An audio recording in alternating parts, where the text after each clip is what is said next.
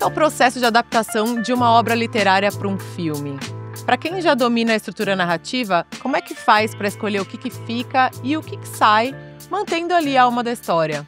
No Narrativo de hoje, a gente vai falar com um profissional que participou desse processo, mas não só isso.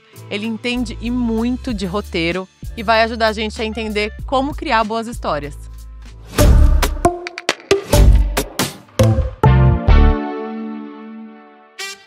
E aqui comigo, como sempre, meu parceiraço, Tudo bem, Douglas Paty? Chiarini. Tudo bem, e você? Bora? Tudo ótimo, bora para mais um. E hoje a gente vai falar com ele, que é professor de dramaturgia e doutor em literatura brasileira pela USP. E assina como um dos roteiristas do filme Câncer com Ascendente em Virgem. Bora falar sobre a arte do roteiro com o meu amigo Pedro Renato. Tudo bem? Bom dia, Oi, bom Pedro. dia. Tudo ótimo. Bem-vindo. Muito obrigado. Obrigado por ter aceitado esse convite, Pedrão. Queria começar te perguntando o seguinte: o que todo roteiro precisa ter de largada quando você lê uma peça? Existe uma alma da história que você detecta na primeira página? Conta pra gente um pouquinho do que você enxerga, né, que esse roteiro precisa ter logo de largada. Muito bom, muito bom. Bom, pra gente criar qualquer coisa, né, a gente tem que gostar daquilo que a gente está fazendo. Então, a ideia que vem, a princípio, num caos imenso, que a gente talvez não consiga ordenar de pronto, mas é uma ideia que nos move, isso é essencial para que a gente tenha uma obra também que a gente vá gostar. Para depois pensar os passos seguintes, como estruturar, pensar o corte do drama, para a gente contar isso de forma eficiente. Então, é aquela história, né? Se a gente não tem amor, a gente nem sai da cama, né, cara? Então, acho que para as nossas ideias, acho que o tratamento é esse também. Mas você consegue sentir, por exemplo, nas primeiras palavras ou numa one page, que é geralmente um documento que a gente, né, exercita a nossa história e apresenta ela pela primeira vez para alguns profissionais. Você consegue sentir essa alma ali do roteirista que escreveu ou do criador? Se é um assunto, por exemplo, que ele domina ou que é do interesse dele. Isso passa para as palavras? Sem dúvida, sem dúvida. Porque esse engajamento, né, do texto, né, quando a gente pensa esse processo de escrita, a gente vê o texto quente. A gente sabe que quando a pessoa está escrevendo aquilo que ela gosta, que ela de fato dedica seu tempo, pesquisa ou tem apreço a determinado assunto, a gente vê que ela transmite aquilo no texto de uma forma muito mais potente. Porque algo, como você falou, né? Quando a gente pensa numa one-pager ou pensa num texto curto, já dá para sacar, né, que às vezes a pessoa ela tem uma ótima premissa, uma ótima história, mas falta aquele calor. Né? É isso que, claro, a gente está falando aqui de uma forma até genérica, né, e abstrata, mas isso a gente percebe quando a gente pega esses primeiros textos de projeto, né, curtos, que a pessoa precisa ser mais sintética e não tem tanto espaço para ficar criando texto sem ter, de fato, um estofo dramático para contar. Então, é importante isso. A pessoa tem que gostar. Ô Pedro, e para quem está começando e para os teus alunos, o que você sugere? Qual o melhor ponto de partida? É um personagem, um tema, um conflito? Tem regra, não tem? Vai por onde, né? Cara, eu sempre oriento, né? E é claro, isso é método, varia, né? De autor para autor. Mas eu sempre aconselho pensar a premissa, né? Então, pensar sobre o que é essa história. Né? Porque ali você vai ter esses dados iniciais do personagem, né? Do conflito que ele vai viver dentro de determinado enredo. Né? E por ser um texto sintético, quando a gente está pensando numa premissa, a gente está falando ali de um texto, sei lá, 30 palavras, 50 palavras talvez, mas onde a pessoa ela consegue colocar a história na ponta da agulha. Ela sabe o que ela quer contar. E a gente lembra que a premissa, ela é o coração de qualquer projeto. Porque você tendo a premissa preparada, você sabe que seja uma série ou seja um longa-metragem, você vai desenvolver essa premissa sem desviar. Então ela que vai dar o norte, a bússola para você criar a sua história. Então, querendo ou não, é um pouco de cada coisa do que eu falei. Tipo, você tem que focar tanto no personagem, quanto no conflito, quanto no tema, porque a premissa vai meio que envolver essas 3 coisas, certo? É a base disso, né? Porque depois a gente, óbvio, né? A gente vai criar um perfil de personagem, né? Com mais detalhes, né? Mergulhar na alma dessa figura, né? Pensar o roteiro depois, né? A premissa. Depois de forma estruturada, no desenvolvimento de um enredo. Então a premissa é essa semente inicial, assim. E é legal pensar, né, na premissa como esse primeiro passo, porque por ser um texto curto, você pode malhar. Você pode escrever, então escreve 1, 2, 3, o que é diferente de você escrever, sei lá, 10 páginas de argumento ou um roteiro, né, sem pé nem cabeça, pensando 90 páginas de um tratamento.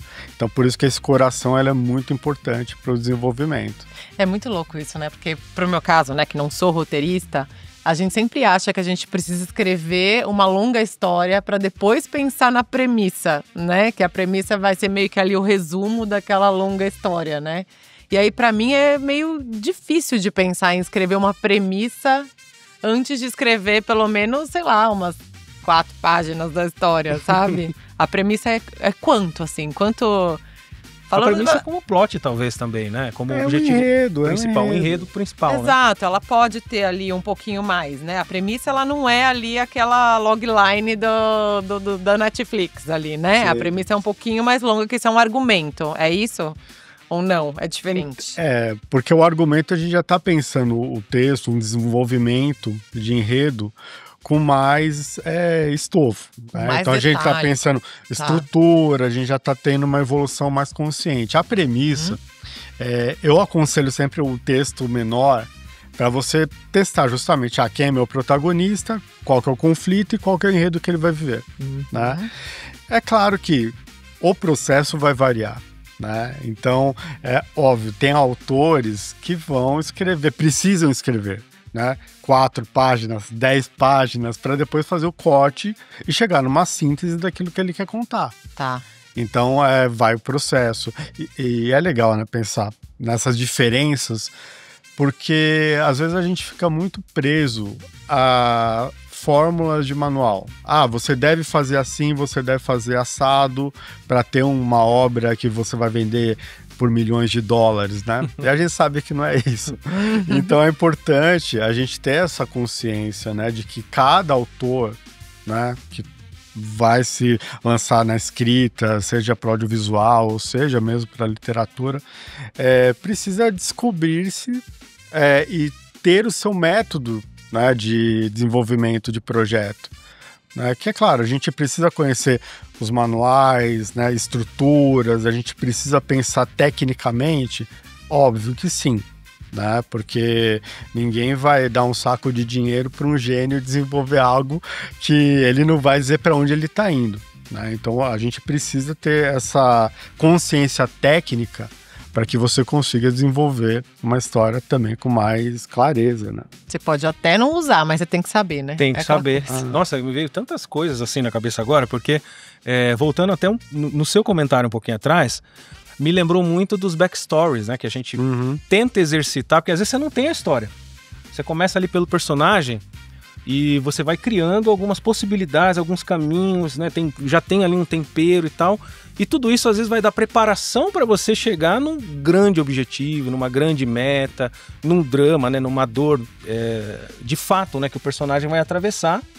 E aí chegamos na premissa. Eu queria mais entender isso contigo, porque veja, se eu estou escrevendo e eu estou percebendo que tem alguma coisa para falar ali com o personagem, muitas vezes esse personagem, aí eu vou entrar em estrutura, né? Claro. Você pode usar isso, eu queria que você comentasse um pouquinho sobre isso, né, Pedro?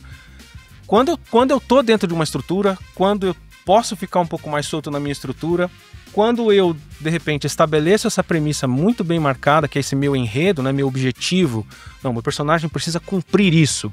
E aí eu tenho uma estrutura com começo, meio e fim para fazer isso acontecer. Mas só tem esse modo de estrutura, né, com começo, meio e fim, só tem a clássica.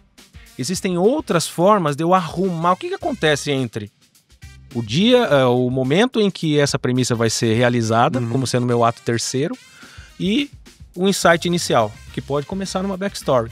Então, eu pensei tantas coisas, eu pensei backstory, eu pensei estrutura, eu pensei um enredo como uma possibilidade de puxar, né, a história, mas qual é o papel do roteirista nisso tudo? Né? Ou do criativo, que vai fazer uma campanha. Como que ele consegue colocar tudo isso, né, no papel e falar assim, não, minha história tem esta alma?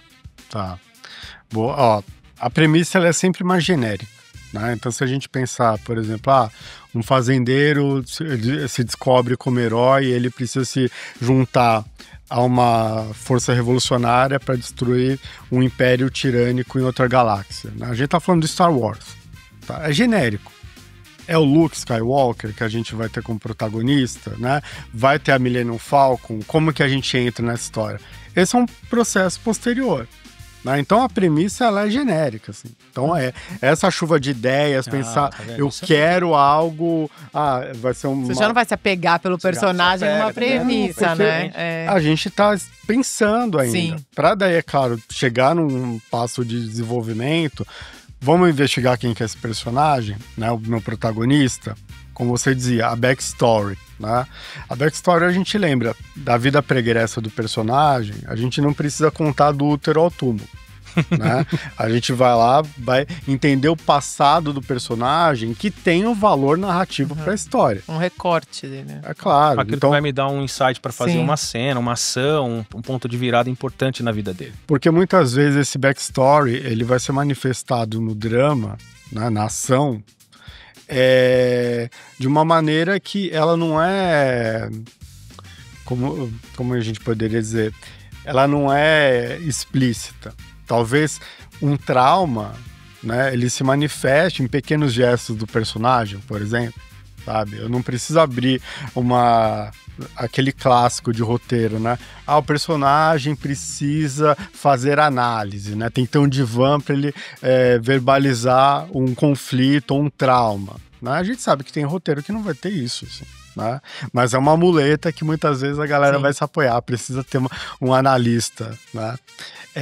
Então, é legal pensar que esse processo de construção do personagem, essa backstory, é entender o que vai valer para a história. Porque talvez a infância mais tenra do personagem não tenha valor narrativo nenhum para contar um drama no tempo presente. Né? Então esse é um corte importante para você pensar. Ótimo. Porque quando você construiu o seu personagem, né? Investigou, né? Falou assim, agora eu tenho o Luke Skywalker aqui.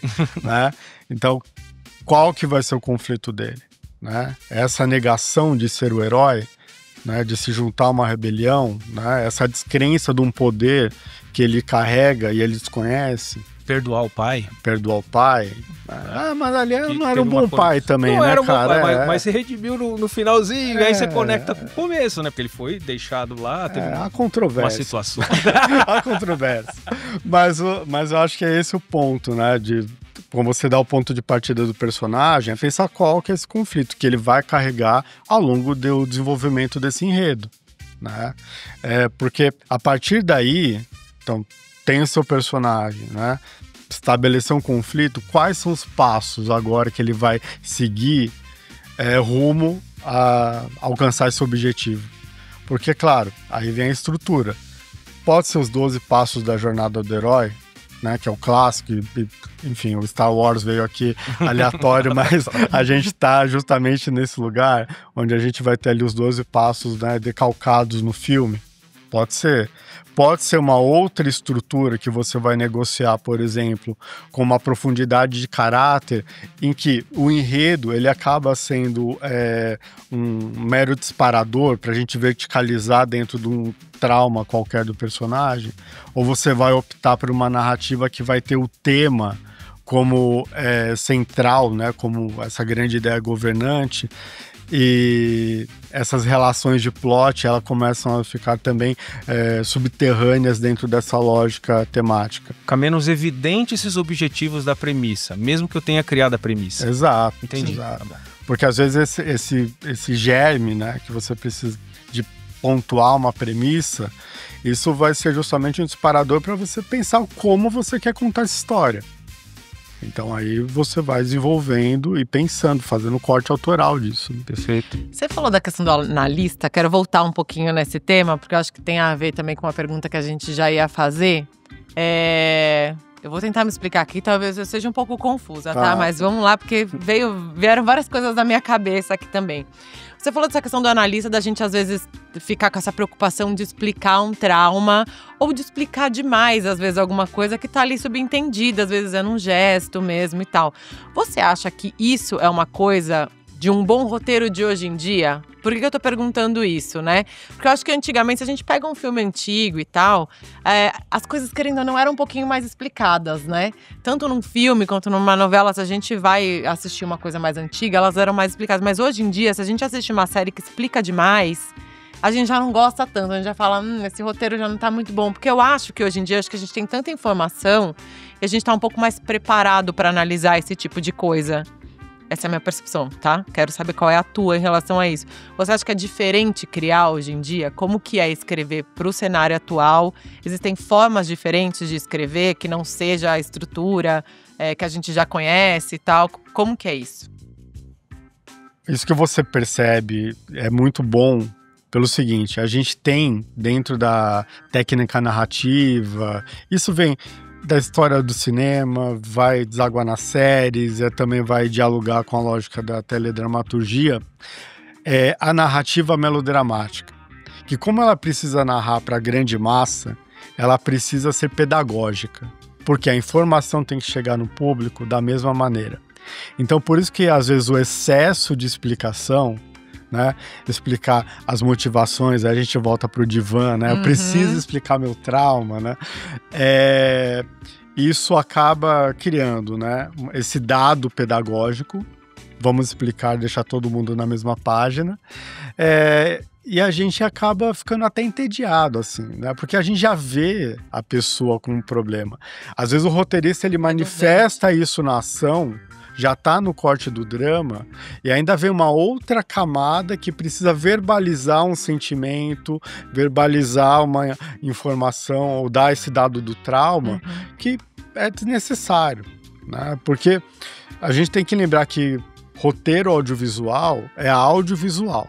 Então a gente tem que contar pela imagem, tem o recurso sonoro, né, com o diálogo, né, e outros que a gente queira, como ferramentas para narrar uma boa história. Então, quando a gente chega nesse roteiro explicadinho, precisa explicar tal coisa, aí a gente acaba ficando, será que esse roteiro está bem narrado? E aí a gente deve pensar o seguinte, pode ser programático? É uma obra melodramática? Por exemplo, hoje a gente tem o sucesso dos doramas. É dorama para todo lado, é incrível. Exemplo. E o dorama é um melodrama. Super explicadinho. Super explicadinho, com um personagem, né, com um protagonista que vai ser vítima de algo, que vai perseverar dentro da sua trajetória e vai vencer no final, de uma forma positiva, e sempre explicadinho, né? Todas as emoções, os dramas, eles estão ali na boca do personagem, né? Então o dorama vem nesse lugar do melodrama, até pra gente fazer essa comparação, porque talvez uma série norte-americana, né, é diferente de um dorama, né? Às vezes é esse gênero que vai determinar. E é curioso, né, essa história, né, do dorama, pensando nessas novas vertentes do melodrama, que hoje a gente tem, né, os doramas, né, sul-coreanos, e a gente agora tem a ascensão das novelas turcas, né? Que é uma outra forma, né, do melodrama narrado. Até dou um exemplo da casa, minha mãe, né, minha sobrinha e tal, elas assistem aquela Sila, a Prisioneira da Paixão, acho que é esse o nome. É uma novela turca. A protagonista Sila, ela chora em todos os episódios. Todos os episódios. Então, isso é curioso para falar assim, nossa, ela tá sofrendo muito, ela precisa chorar. Além dela explicar o porquê que ela tá sofrendo, ela precisa materializar isso na ação. E é legal pensar, minha mãe é uma fã de dorama, ela falou assim, nossa, tô vendo as novelas turcas agora, eu não aguento mais ver a Sila chorando todos os episódios. A gente já sabe que ela tá sofrendo. Mas tá assistindo ali, né? E vai terminar a novela, não, aí engaja, né? E aí vem esse poder do melodrama, né? Porque tem a narrativa pedagógica, que pode ser em excesso, pode nos cansar, pode ser um melodrama na medida que vai contar pra gente uma história ali com afeto, as emoções à flor da pele também, né? E pode ter uma carpintaria também mais sofisticada, porque se a gente lembrar, só para ir do 0 ao 80 aqui, a gente lembra que, por exemplo, um Lars von Trier da vida, ele dialoga com o melodrama. Só que ali é uma outra chave, é um outro dado de sofrimento, mas esse cenário melodramático tá posto. Não, O sensacional. próprio Game of Thrones dialoga, né, com o melodrama bem mais... Drama familiar, né, cara? Drama familiarzaço. Família. E eu acho que tem um pouco disso também, né? Os objetivos, né? Enquanto eu ainda tô tentando fazer os links com o começo, né? Por favor. A premissa, né? Sempre tá lá, né? Curioso isso, né? Quando você tem a boa premissa e como você vai manipular esses acontecimentos dentro da narrativa. E eu acho que é isso que o público sente por vezes, né? Se você fica às vezes gastando demais, né, esses recursos, né, de chora e não avança um pouquinho em direção àquela conquista da premissa ou aquela resolução que a premissa propõe, eu acho que aí é que fica o jogo, né? O roteirista ou os criativos precisam ali ficar dentro, ó, tô entregando demais, não tô entregando, tô avançando, não tô avançando. Aqui, por exemplo, para falar da grande teledramaturgia brasileira, a gente tinha pesquisa no momento em que ela estava acontecendo, não é isso? Sim. Então, quando tava chorando demais, fazia pesquisa e ia lá, ó, tá acha que tá reclamando, chorando muda, demais, não? já muda um pouquinho, né? Então, tem um pouco disso, né? Que os streamings, eu acho que...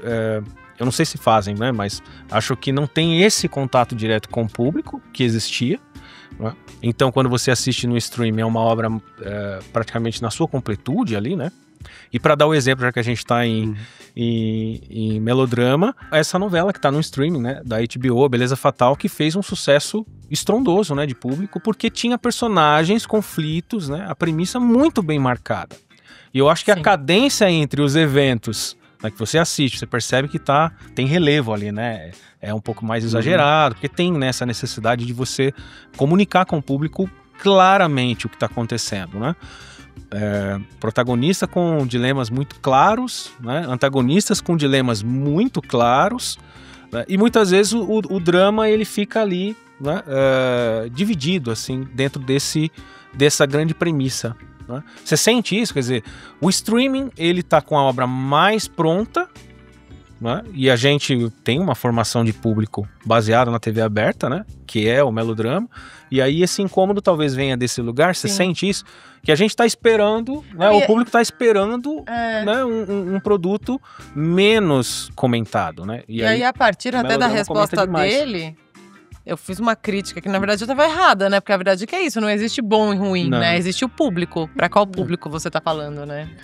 Bom, mas acho que tem uma questão, né? Você traz a questão da premissa, que a premissa, ela é a ideia governante, é o trilho, né? Então, e a premissa, ela vai ditar pra gente também qual que é o fôlego da nossa história. Então, veja só, né? A gente pode ter uma premissa que é um vídeo de 1 minuto no TikTok. A premissa sustenta esse tempo. A gente pode ter uma premissa que é um longa-metragem. Pode ser uma série com 6 episódios ou pode ser uma novela com 40, 120 capítulos. Né? Então a premissa ela vai dar esse chão pra gente. Porque daí, veja só, né? Daí voltando para a questão do melodrama e você trazendo esse lugar do streaming. Porque o público, né? A gente tem que fazer um corte aqui. O público é latino. Se a gente for pensar no contexto brasileiro, a gente está falando com o público latino. As emoções à flor da pele tá na nossa essência. Sim. Aquele livro da Ortiz, né? Cinema de Lágrimas. Cinema de Lágrimas, na América Latina, ou a História das Lágrimas. História né? das Lágrimas. Né? Porque essa essência, então, dessa paixão exacerbada, isso também vai trazer uma relevância para aquilo que a gente vai contar.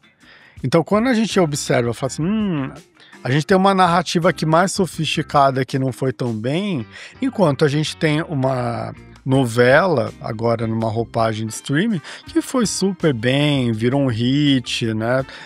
Povoou as redes sociais de comentários, né? Além de ter audiência, trabalhando com essa técnica do melodrama clássico, né? Então, aqueles personagens arquetípicos, né? Quem é bom sempre é bom, quem é mal é vilanesco, né? A gente volta para esse lugar, é pedagógico, essa emoção à flor da pele, né? E você diz uma coisa que aí eu pondero. Você fala assim, talvez a gente esteja procurando narrativas mais sofisticadas ou menos melodramáticas, né?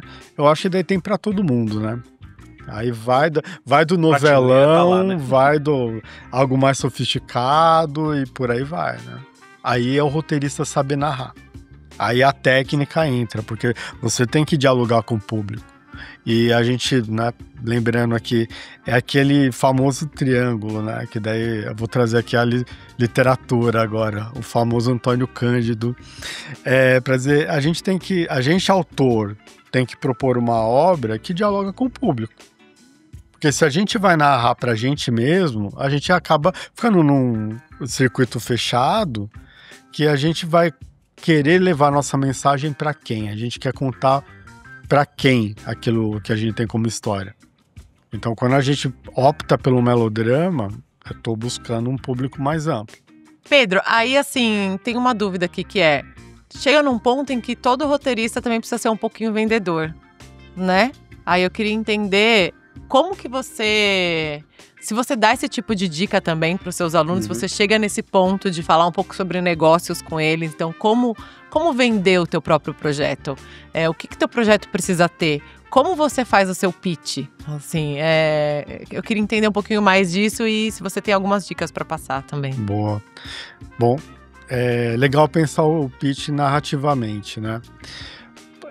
Porque veja só, para o pitch, eu sempre recomendo que a pessoa tenha um pacote de venda, né? Ou seja, então tem uma bíblia de venda, onde você tem seus protagonistas, os personagens centrais da sua história, o universo narrado e o enredo desenvolvido de uma forma lógica e clara, né? E esse documento, ele sempre é visual, né? Então trazer justamente ali um apuramento visual, né? E hoje a gente tem na inteligência artificial, tem várias ferramentas que vão ajudar o roteirista, mesmo que não seja um designer, né? Sim. Construir ali um documento bonitão ali para entregar para o executivo. Posterior a isso é a apresentação oral. Aí a gente tem que pensar nesse passo a passo, que primeiro, né, você vai trazer qual que é o universo do seu produto, né? Então, que universo você está narrando? É o universo do Jogo do Bicho? É o universo da escola de samba? É o universo da Polícia Federal? Né? Como você vai construir esse universo ficcional? Para depois você trazer o tema. O tema é muito importante. Por que você está discutindo um determinado tema hoje? Né? E qual que é a conexão desse tema hoje? Para daí você ter uma obra que ela tem uma relevância para ser narrada hoje. Para depois você pensar, bom, quem que é meu protagonista, que é um ponto importantíssimo de venda. Trazer um personagem com conflito potente, que ele vai ter ali um drama colocado na tela dentro do enredo que você vai propor. Aí pensando no enredo, né? Em 3 atos, né? A apresentação do universo, o desenvolvimento ali dos conflitos e o fechamento, né? Ou seja, o começo, meio e fim, né? Da sua história, para depois você ir para a defesa do seu projeto, né? Por que esse projeto tem que ser contado hoje? Aí, sobre referência, eu acho que tem uma questão que eu prefiro colocar a referência no final. Por quê? Se você abre a sua apresentação falando esse é o novo Breaking Bad brasileiro, é o novo Friends brasileiro. Você bota ali a expectativa alta, né? Tá aqui em cima, vai bancar? Né? Porque quem tá te ouvindo ali já entra no lugar e fala assim, então. Agora já lembrei do Walter White. Porque aí você tira o foco da sua história, coloca uma régua muito alta. Se você não entregar, você está em maus lençóis. Então essas referências eu proponho, né, que elas vêm no final ali da sua apresentação e considerando aquelas que de fato dialogam com o seu produto. Por quê? Não adianta você falar assim, eu tenho aqui uma história de terror e a referência que eu tenho, a menos que seja uma paródia, é Chaves, Chapolin, né? Ou alguma outra comédia solar que não tem absolutamente nada a ver com o gênero que você está contando. Né? Então, essa escolha das referências também vai dizer muito sobre o seu projeto e vai dizer muito sobre você, roteirista. Então, é importante que ela também esteja bem clara. Então, Pedrão, vamos ver como que a gente coloca tudo isso na prática? Porque o Pedro trouxe pra gente 2 anotações de como foi o processo, né, de estruturação do filme, né? Então, a gente queria que você comentasse um pouquinho, né? Filme Câncer com Ascendente em Virgem, né? Isso, Câncer com Ascendente em Virgem, que a gente falou no Abre, eu fiquei, já fiquei com ele aqui na minha cabeça. Ele tá aqui, ele tá aqui, tá fresquinho. Tá fresquinho, tá no ar, né? Tá em cartaz, então... e eu queria um comentário seu sobre como você recebeu esse projeto, né? Então, acho que sim, um contexto pra gente, né? Em que momento você chega do projeto, e aí você trouxe as anotações de como foram as estruturações do tratamento que você participou, né? Então, como foi esse processo para a gente poder entrar aqui, então, e você contar um pouquinho do que são essas anotações aqui da estrutura? Boa, muito bem. Bom, o Câncer com Ascendente em Virgem, ele é uma dramédia, né, que é inspirado num blog da produtora Clélia Bessa, chamado Estou com Câncer e Daí? Né? Então, a Clélia, ela foi diagnosticada com câncer de mama, e nesse blog ela relata todo esse processo, né, de tratamento, de superação, né, dessa fase em que ela se encontrava, de uma forma muito franca, muito direta e muito bem-humorada, né? Então, nesse blog, a gente já tinha ali muita coisa que foi levada para o filme. O filme, ele chegou em mim já com um primeiro tratamento de roteiro, tá? Realizado pela Suzana Pires e pela Marta Mendonça, 2 parceiras queridas. Maravilhosas. E eu fui incorporado, então, para fazer uma leitura crítica desse primeiro tratamento, trazendo ali alguns apontamentos para a gente desenvolver um segundo tratamento, tá? E aí, veja só, é um universo de escolhas, tá? Porque quando a gente pensa em adaptação, é sempre a lógica da escolha e a lógica do corte. Então, nesse caso, a gente tinha um blog, né, com, se eu não me engano, uma centena de postagens, tá? E ali a gente tinha que fazer escolhas que narrassem, né, o drama dessa personagem. Bom, nesse primeiro tratamento, havia algo ali que eu peguei na hora, assim, eu falei, talvez a gente tenha uma consideração aqui, que no filme a gente tinha um grupo de amigas, que, se eu não me engano, eram 6 amigas, né, nesse primeiro tratamento. Aí a gente lembra aqui, né, aí a teoria vai dizer pra gente, e a prática também, que se a gente tem vários personagens, né, a gente tem que ponderar a função de cada um deles na trama. E essa função, ela deve ser diferente. Então, quando eu peguei esse primeiro tratamento, a gente tinha esse grupo de amigas que elas acabavam reduplicando ali a função de cada uma, né? Então, as amigas traziam ali insights importantes para a protagonista, né, para a Clara, mas elas não aprofundavam o drama, né? Então era um grupo de personagens que tinha a mesma função. Então o primeiro apontamento que eu fiz foi, acho que talvez a gente tenha que reduzir esse número de amigas, né? Que na versão final a gente tem uma amiga. O drama é da protagonista, né? Então, para fortalecer esse drama também. E aí tira o tempo de tela dela, é isso? Exato. Porque eu fico pensando que se fosse uma série, meio que tudo bem ter um pouco mais de personagens, é isso? E aí, como é um filme, você tem que se preocupar mais com isso? Exato. O tempo de tela é um ótimo gancho aqui. Por quê? A gente precisa aprofundar o drama do personagem. A gente precisa construir esse drama e trazer o vínculo para a audiência, né? Então, o personagem dentro da sua trajetória, de um diagnóstico de uma doença, né, como câncer, né, a gente precisa explorar esse personagem de uma forma potente narrativamente. Uhum. Então, tirando essas amigas, né, concentrando na presença de uma grande personagem nesse lugar, a gente consegue equilibrar esse tempo de uma forma mais interessante. Por quê?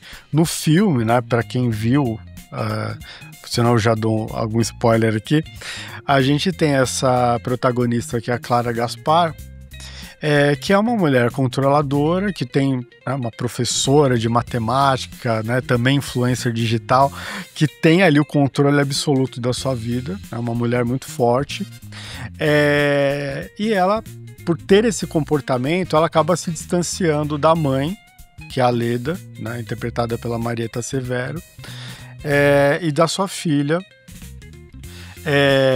e esse movimento, né, de distanciamento dessas personagens vai trazer uma camada muito interessante para o filme, que é quando a gente tem o diagnóstico da doença, né, Clara se coloca num lugar onde ela vai ter que reconsiderar essa visão de mundo que ela tem, esse comportamento, né? Toda controladora, dentro dessa chave de autossuficiência, ela precisa se reconectar com essas pessoas. E o filme, ele acaba sendo um filme que não é sobre doença, mas é sobre relações humanas. Então esse é o grande ponto, né, que o filme traz de uma forma muito saborosa dentro desse jogo da dramédia. Aí veja só, então dentro desse corte que a gente faz, então tiramos as amigas, um processo interessante que daí a Suzana Pires e eu encampamos foi, bom, vamos pensar aqui um segundo tratamento. Aí vem esse desenho. Aí chegamos aqui. E eu gosto desse programa porque vocês têm esse lugar da crítica genética. Gente, isso depois vai pro Final Draft, fica lindo, incrível. Mas a gente pede pra trazer isso aqui, não, ó, a gente cru quer no pra calor gente. da coisa, como Exatamente. foi pensado ali na hora, porque esse é o insight inicial. Isso aqui é conversa de bate-papo, reunião, e você vai anotando e traz. Melhor é uma anotação de abril de 21. Tá. E aí, veja só, pensando nessa narrativa, né? E a gente falou de melodrama aqui e voltamos pro melodrama. Pra gente chegar aqui. Porque é o seguinte, nesse primeiro tratamento, qual que é o ponto e qual que é o desenho de estrutura aqui, tá? A gente lembra que o melodrama, ele vai ser essa narrativa de sofrimento, né? A gente pode optar por isso. E a gente considerando, é um filme onde a gente tem aí esse tratamento que vai ser narrado, né, do câncer, trazendo isso para a tela, a gente pensou num arco dramático inicial que traria, né, aqui está dividido em 5 movimentos, como a gente pode ver aqui, e a gente vai chamar de fábula, tá? Em que essas 5 fábulas, a gente tem a primeira aqui, que é essa primeira subidinha. É a fábula de apresentação, né? Quem que é a nossa protagonista, o universo que ela habita, quem são suas relações, né? Essas relações familiares que eu narrava aqui. Até chegar no segundo movimento, que é a fábula 2, que vai ser onde a gente tem ali o diagnóstico da doença. Serap daqui pra frente, e agora? E aí a gente tem aqui, aí o desenho vai mostrar isso pra gente, veja só, tem o segundo ponto, o terceiro ponto e o quarto ponto. É uma queda livre. Sim. Ela só piora. Recebeu o diagnóstico, é só sofrimento. Sim. Só sofrimento, e a gente narrando isso nessa versão trazia ali um contingente enorme de cenas de hospital, trazendo ali, de fato, um calvário para essa protagonista. Habitando essa estrutura que a gente apresenta. Para trazer ao final do quarto movimento, a gente traria ali a subida da personagem, né? Então, dentro dessa chave narrativa aqui, a gente tem um filme muito, muito triste. tá? Então, a gente optou por isso inicialmente. É claro que quando bateu, né, isso na produtora, a produtora falou, talvez não seja essa história. Né? Cadê a Édia do Dramédia, né? Cadê a Dramédia? E é algo que é importante frisar aqui, é que esse processo, né, de escrita, né, de criação, foi muito, muito gostoso, foi um momento de troca muito importante, né? Então, quando a gente chegou com essa versão, aí tanto a Rosane Svartman quanto a Clélia Bessa falaram assim, olha, gente, não é bem isso que a gente quer, então volta lá, reconsidere. Daí, claro, dando esse passo atrás, daí a gente voltou pro blog para buscar ali justamente mais insumos, para repensar esse tom, para daí a gente chegar num outro arco narrativo, né, que aí é o segundo desenho. E é legal que tem a diferença, se eu não me engano, de um mês, né? De um para outro. Aqui. Né? Aqui tem. Mais rabiscado. Tá mais rabiscado ainda. Não, porque, cara, se não foi bem Um mês depois, hein? Maio de 2021. Um mês depois. Então, olha só. Daí tem essa volta à pesquisa pra gente pensar o filme novamente, pra daí propor uma outra escaleta pra frisar essa estrutura. Aí, veja só, aqui. Bom, temos aqui os 5 movimentos de novo. Né? A gente tem a fábula de apresentação, que é o F1, tá? Onde a gente marca esse controle dessa personagem. Só que nessa versão, aí tem algo aqui importante para a gente pensar estruturalmente, que é como que a gente engaja a audiência logo de cara. Então, nos minutos iniciais do filme, eu já sei que a personagem está com câncer. Já foi meio ongoing ali. A gente entra com voice-over, dando a letra, né? E uma cena dela no consultório já dizendo assim, olha, tá aqui seu diagnóstico. Sim. Ou seja, então, isso é importante comentar, porque a gente tem hoje, né, cada vez mais, essa audiência ansiosa. Sim, por que será, né? Porque estamos Redes aqui, sociais, né? vídeos de de 30 segundos. Claro, né? O corte do TikTok, enfim, Óbvio, a gente tá nesse lugar. Então, uma estratégia que é legal, assim, a gente pensar hoje, é como a gente engaja a nossa audiência de cara. Sim. Então aqui... A retenção, a famosa retenção, tem que estar até no cinema. Olha isso. A gente fala muito isso nas redes sociais. Sensacional. Mas é longa. Não, porque antes do minuto 5 do filme, a gente já tem esse dado, a gente já engajou e a gente já tem, né, esse foreshadowing, né, dentro da estrutura, trazendo esse diagnóstico, para daí a gente começar a contar a história da Clara. Tá. Para daí a gente chegar de fato na estrutura no F2, onde a gente vai ter o tratamento ali se iniciando e toda a jornada dela dentro desse enredo. Tá. Né? Mas esse primeiro F, né, de como a gente engaja, já vem o diagnóstico, como vocês comentaram, né? Tá no longa, tá na série, né? Tá no vídeo da rede social, né? Então é uma estrutura, né? É uma ferramenta narrativa que é importante a gente sempre considerar hoje em dia, né? Tá. E até um dado legal, né? Até aprofundando isso, porque eu gosto disso, os filmes da Marvel hoje, né? Você tem esse F1 narrado em 5 minutos para depois você ir pro resto do filme e contar 3 horas de filme, né? Mas você vai ver o como daquilo, né? Exato. E abre espaço também, aí fazendo só um paralelo, para você poder chegar nas relações, né? Chegar em outras cenas que até recentemente, né? O Thunderbolt tá no ar, eu fui assistir e tem camadas ali de personagens, né, da vida, do sentimento dele, que antes não vinham, né? Que ficavam ali mais esquecidas de como ele tá se sentindo, por que ele tá fazendo. Então, também abre, né? Quando você diz o motivo logo de cara, você abre para essas histórias se alargar um pouquinho mais, né? Não ficar também só em função daquilo que você tá guardando como uma informação para mim, né? E tem um outro ponto também, desculpa, muito interessante isso, eu fiquei muito fissurado agora.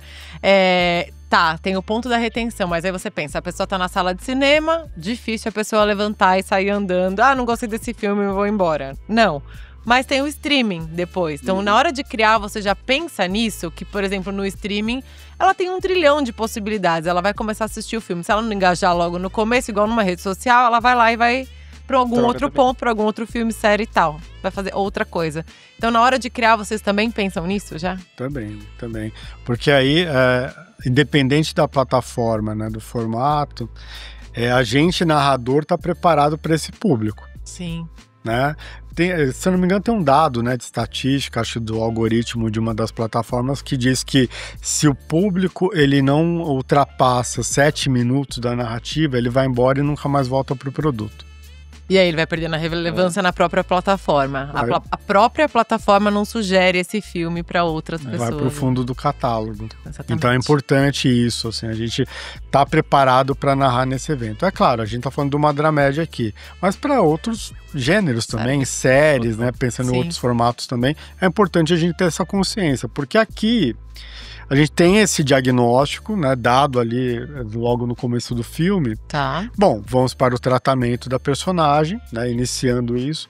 E a gente tem agora, veja só, uma subida ali, ou seja, uma primeira vitória da personagem dentro da história, né, que traz, né, um alento ali para o público, né, que é ela vencendo a primeira fase do tratamento. Né? Para depois a gente trazer outras complicações dentro da trama, né, para a gente chegar ali no ponto onde ela vai fazer a retirada da mama dentro do filme. Ou seja, então a gente cria, né, essa gradação da progressão dramática para dar também alívio para a audiência, mas também depois puxar para o drama. Dá atenção. E é interessante que quando o filme ele foi para a tela, ele estreou no Festival do Rio, depois veio para o Festival de São Paulo e depois teve a pré-estreia aqui em São Paulo. Eu fui no Rio e eu sentei na cadeira, eu não assisti o filme. Eu fiquei prestando atenção na audiência. Porque se as cenas funcionavam, se na hora de rir a galera ria, se na hora de chorar a galera chorava, e funcionou. Eu falei assim, nossa... Acho que não tem nada melhor que isso, Eu né? fiquei assim, nossa, numa noia. Eu fiquei ali parado ouvindo, eu falei, cara, funcionou. Deu certo. E nessa sessão eu tava do lado da Marta Mendonça. Eu comentei com ela, falei, cara, o filme funcionou. Né, no final da sessão, tudo funcionou. Todas as cenas estavam ali e tiveram essa função dentro desse jogo da dramédia, né? Porque até um dado, né, para quem for escrever uma dramédia ou for pensar sobre isso, a gente tem um arco narrativo que é um arco de drama, né? Então a gente está falando aqui de uma trajetória de uma protagonista que vai encarar um tratamento de câncer, né? Então isso é muito dramático.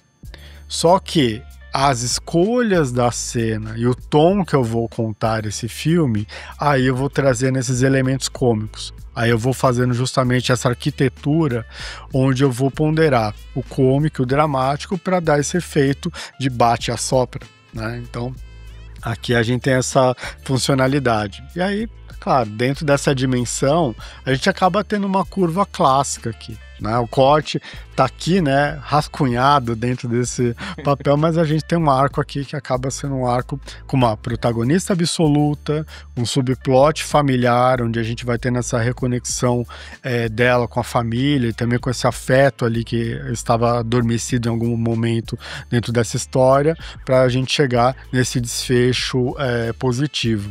Lembrando que é um filme missão também, né? A gente está tratando aqui de um diagnóstico adiantado, né? De uma doença terrível, que é um câncer, né? Até para trazer esse toque, né? Que, cara, tem que se cuidar, tem que ir atrás justamente de saber, né? Se você tá sempre bem, tá dentro dessa chave, para que você tenha aí também a função social do filme, como a gente propõe. Sensacional. Perfeito, maravilhoso, né?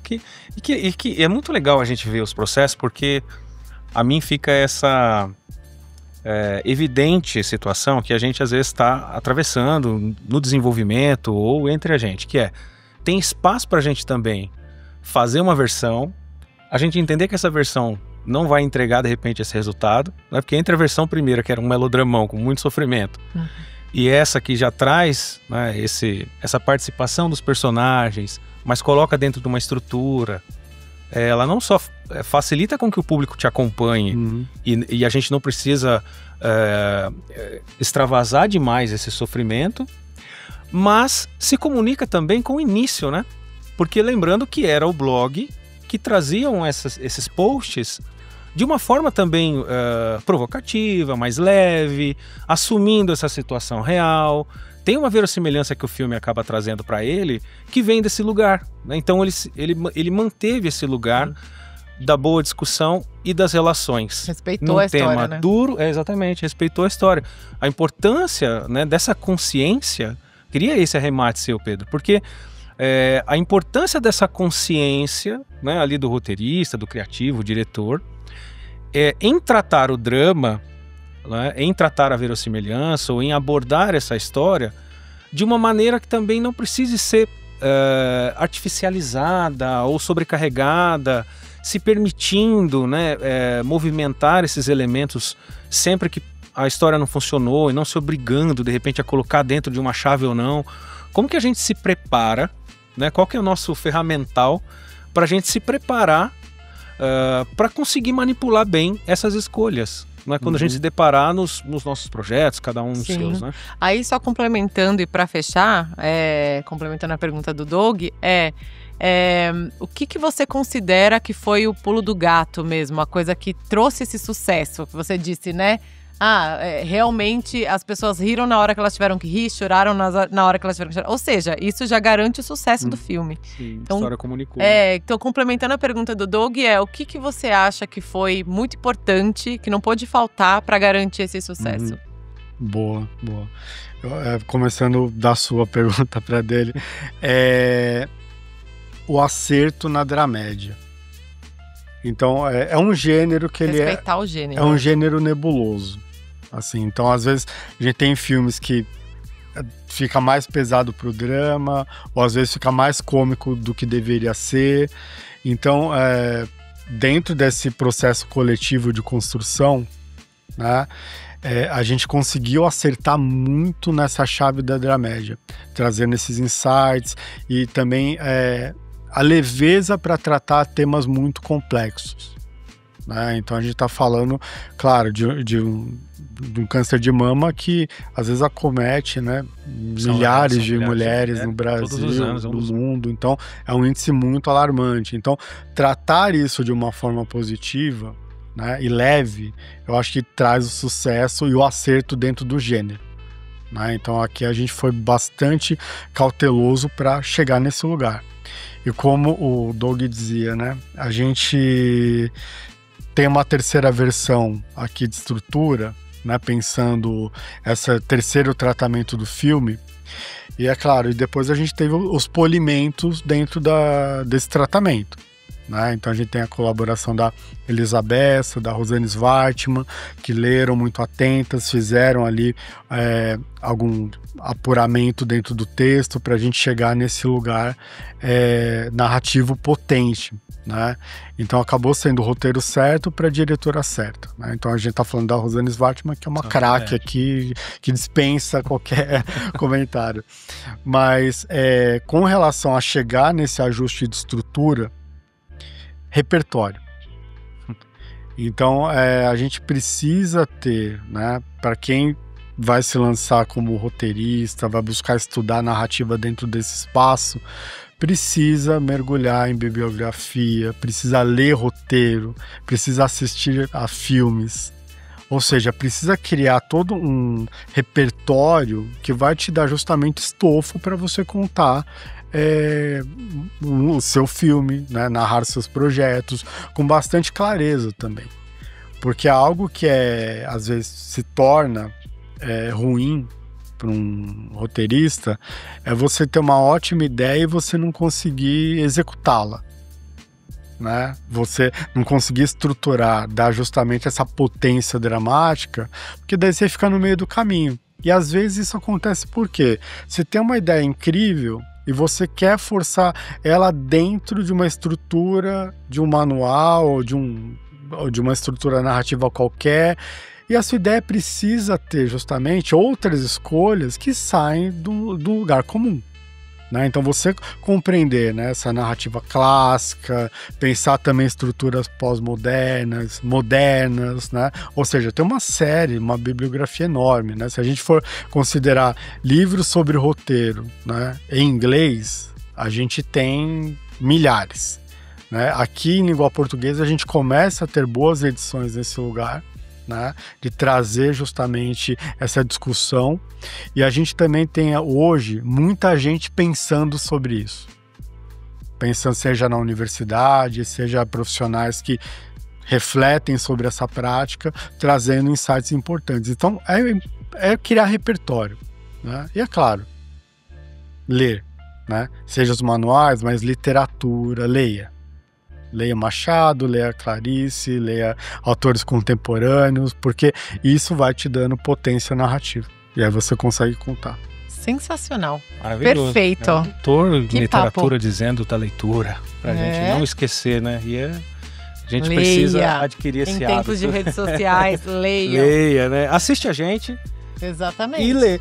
É isso. Pedro, obrigada. Foi incrível o papo, amei. Foi Muito maravilhoso. Sempre que a gente debruça no processo, eu saio renovado. Eu vou pra mesa, eu vou pro lugar de escrever já com outro olhar Dá e aquele outro faniquito, ânimo. né? Dá aquele faniquito. É pra dar um faniquito mesmo. Pedrão, brigadão. Muito obrigado pelo mesmo. convite e parabéns pelo podcast. Obrigada. Até Obrigado. mais. Até mais. Tchau, tchau.